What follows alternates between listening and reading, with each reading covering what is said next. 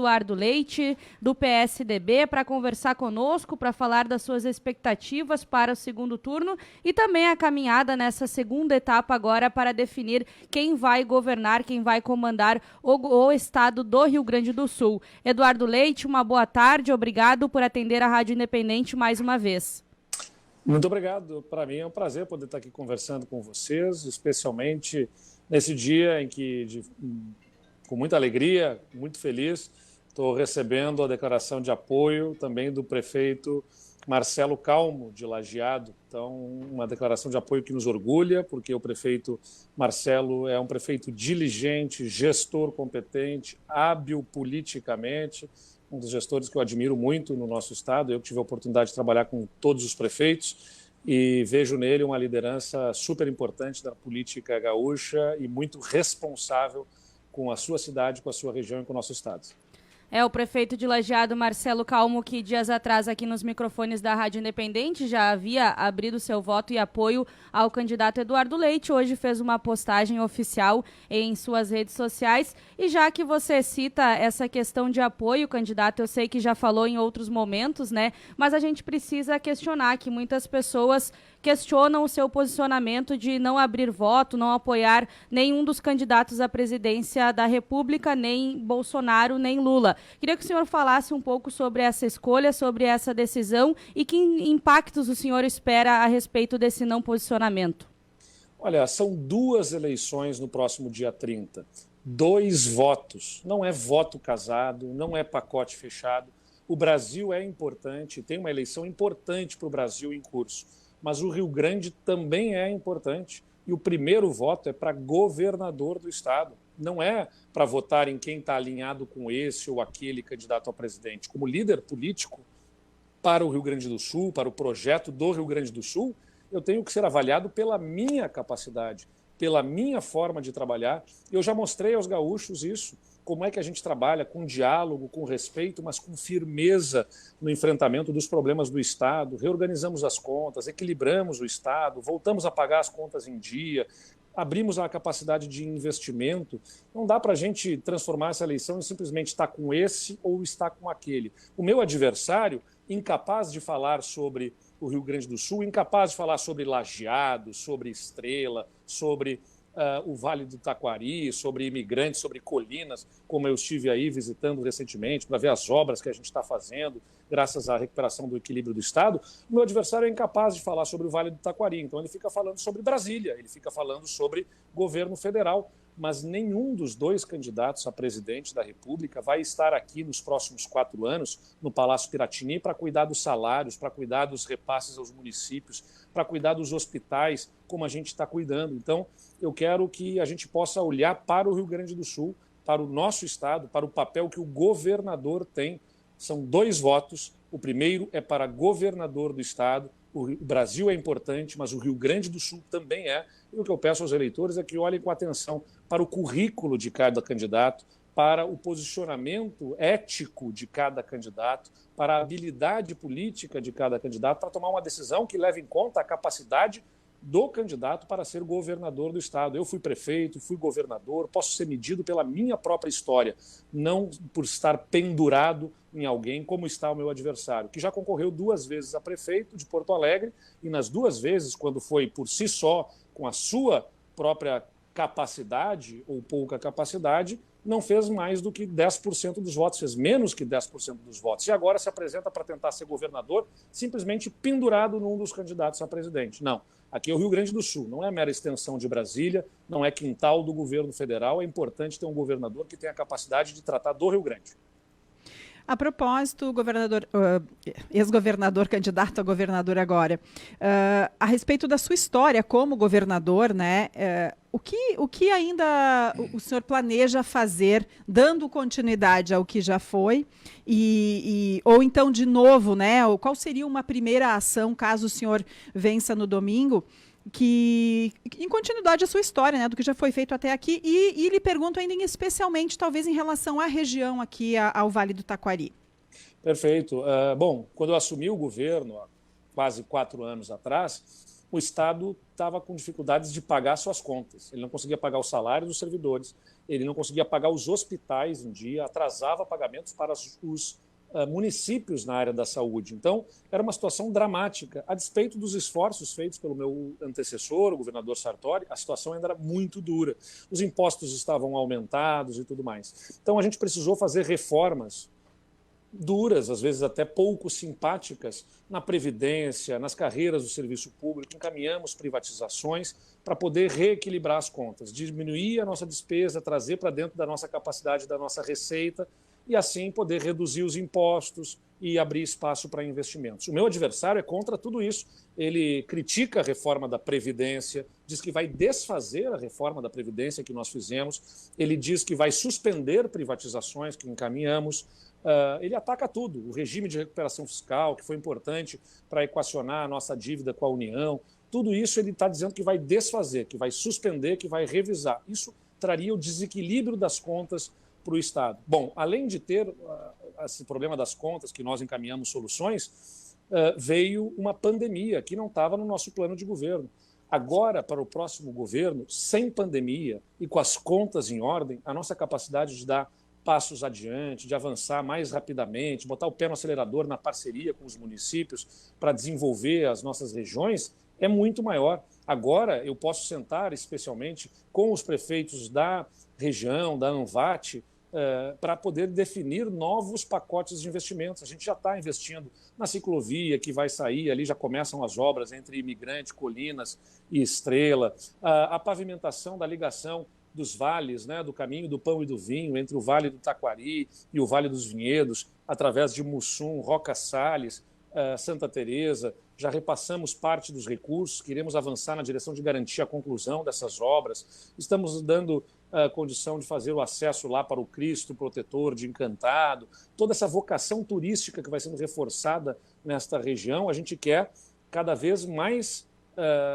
com estrutura para poder significar emprego e renda para esta população. Aposto muito na capacidade da região do ponto de vista turístico e queremos fomentar, entrar fortemente com o governo do Estado em parceria com os municípios, com as prefeituras, para poder desenvolver essa vocação e gerar mais emprego e renda. Além das parcerias que fazemos na área da saúde, como é o caso do Hospital Bruno Borne, onde já inauguramos uma nova UTI pediátrica no Hospital Bruno Borne e estamos agora com recursos aportados para fazer um novo centro de hemodinâmica, de atenção, de unidade cardiológica no hospital, com investimentos que vão totalizar aí mais de 5 milhões de reais no Hospital Bruno Borne, viabilizando novos equipamentos, novas salas cirúrgicas, a reforma e ampliação do centro obstétrico também, para dar mais qualidade de vida para a população a partir de um hospital que merece o nosso respeito, que é o Bruno Borne. Candidato, como governador do estado, quase todas as reformas que você articulou com a Assembleia Legislativa tiveram êxito, né? Tiveram uma conclusão, mas a reforma da tributária foi uma que não teve aprovação, que talvez faltou alguma coisa. Na sua avaliação, o que faltou nessa conversação ou na forma de articular isso e o que prevê de ajustes também em relação ao tema, se caso for eleito novamente, se for reeleito governador do estado? A reforma tributária, como originalmente encaminhamos à Assembleia, não prosperou, mas prosperou uma outra reforma, a partir do diálogo, né, da interação com os deputados, com as entidades empresariais, nós conseguimos aprovar mudanças importantes. Por exemplo, nós extinguimos a DIFAL, que era o diferencial de alíquota, que era cobrado quando um empreendedor comprava itens fora do Estado. Por que a gente conseguiu acabar com a DIFAL nas compras feitas de outros estados? Porque nós reduzimos as alíquotas internas de 18% para 12%. O que significa isso para o ouvinte que está nos acompanhando? Aquele lojista que tem uma loja de roupas, por exemplo, quando ele comprava as roupas que ele vende de um fornecedor local, ele pagava 18%, agora paga 12%. Quando comprava de fora do estado, ele pagava 12% de alíquota interestadual, mais 6% que era do diferencial de alíquota, para equalizar com as alíquotas internas. Como a gente reduziu de 18% para 12% internamente, acabamos com o diferencial de alíquota também. Isso é muito importante para as empresas que são optantes do Simples, que são tributadas no seu faturamento, não é sobre os itens propriamente que vende, é uma tributação fixa sobre o seu faturamento. Então, elas passaram a pagar menos impostos. E criamos também, nessa reforma tributária, um mecanismo de devolução de imposto para as famílias de baixa renda que estão no Bolsa Família, agora Auxílio Brasil, Essas famílias são 500 mil famílias no Rio Grande do Sul, onde o governo coloca 200 milhões de reais por ano, a partir deste ano já estão recebendo, devolvendo integralmente para elas o que elas pagam de imposto na alimentação, no transporte, no gás que consomem. E o que elas fazem com essa receita? Elas consomem. Então, 200 milhões de reais que vão para 500 mil famílias mais pobres que usam esses recursos para consumir. A gente conseguiu reduzir as alíquotas de combustível, energia e comunicação, que estavam em 30%, vieram para 25% e depois, por conta de uma legislação federal, para 17%. Reduzimos a alíquota básica de 18% para 17%. Criamos, né, ferramentas de incentivo, aliás, ficam todos aqui os gaúchos aí de Lajados convocados a se inscreverem na nota fiscal gaúcha, porque inscritos na nota fiscal e lançando o seu CPF, eles têm um cashback, que é conhecido aí nas lojas diversas. Agora tem um cashback que é devolução do imposto para todas as pessoas, não apenas as de baixa renda, para todas as pessoas. Então, as pessoas vão lançando o seu CPF na nota e isso vai pontuando e, de acordo com o que o Estado observa de aumento da receita tributária no varejo, parte do crescimento da receita é devolvido para a população. Esse ano vão ser devolvidos também 200 milhões de reais em imposto para todas as pessoas que estiverem cadastradas na nota fiscal gaúcha. Algumas estão recebendo cerca de 400 reais de volta do Estado por conta do que elas lançaram de CPF na nota.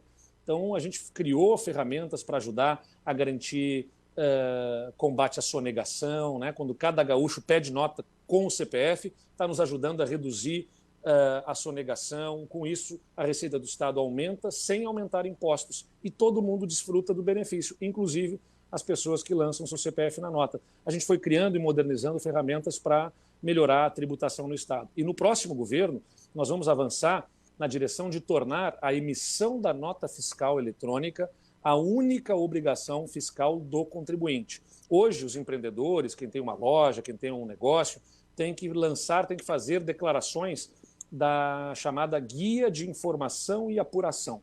Além de emitir a nota, tem que fazer toda uma burocracia informando e apurando a movimentação das notas fiscais, dos itens que vendeu, se apurou corretamente ou não. Nós vamos transformar pela tecnologia a emissão da nota fiscal eletrônica como a única obrigação fiscal. O que isso significa? Que a energia do empreendedor, que deveria estar integralmente em empreender, em cuidar do seu negócio para criar coisas novas, ampliar a sua atividade, contratar mais gente, né, modificar e atualizar o seu negócio, e hoje é consumida pela relação com a receita estadual, porque tem que ficar administrando um complexo sistema tributário, vai poder ser aliviada essa demanda em relação à Secretaria da Fazenda, ele vai poder colocar a energia dele em empreender, né, porque vai ficar mais fácil fazer o lançamento das suas obrigações fiscais. Isso tudo significa melhor ambiente de negócios, mais investimento, mais renda, mais empregos para a nossa população. Estamos conversando com o candidato ao governo do estado, Eduardo Leite.